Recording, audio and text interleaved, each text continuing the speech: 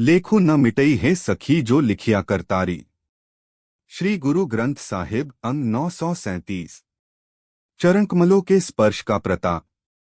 बाबा नंद सिंह जी महाराज ने एक बार एक पवित्र साखी सुनाई। दशमेश पिता साहिब श्री गुरु गोबिंद साहिब का दरबार सजा हुआ है। कीर्तन की चौकी संगत से भरपूर है। पावन शब्द लेखो न मिटई है सखी जो लिखिया करतारी की इलाही धुन में सारी संगत आनंद में डूबी है। काजी सलारदीन गुरु गोबिंद साहिब जी के दर्शनों के लिए आए तो सिखों ने बड़े सत्कार के साथ उन्हें एक और स्थान दिया। कीर्तन के शब्द। लेखो न मिटई है सखी जो लिखिया करतारी। श्री गुरु ग्रंथ साहिब अंग 937। सुनते सुनते उनके मन में एक शंका उत्पन्न हुई कि यदि लेख ही नहीं मिटेगा तो गुरु दरबार में आने का क्या लाभ हुआ। कीर्तन चौकी के उपरांत अंतर्यामी सच्चे पातशाह श्री गुरु गोबिंद साहिब पूछते हैं, काजी साहिब उंगली में यह क्या डाला हुआ है। गरीब निवाज यह मुहर छाप है। काजी के तौर पर जब मैं कोई फतवा देता हूं तो यह मुहर लगा देता हूं।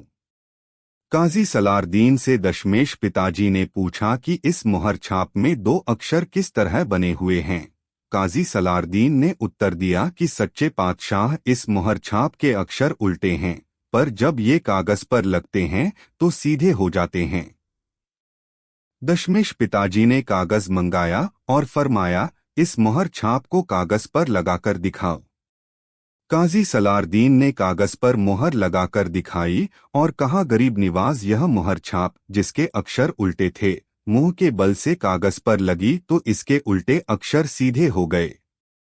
सबके दिलों की जानने वाले अंतर्यामी साहिब श्री गुरु गोबिंद साहिब जी ने फरमाया, काजी साहिब जब कोई सिख अहंकार रहित होकर गुरु के चरणों पर अपने मस्तक को रख देता है तो उसके मस्तक के उल्टे लेख सीधे हो जाते हैं। काजी सलारदीन उठकर गुरुचरणों पर गिर पड़े और अपनी भूल के लिए क्षमा मांगी।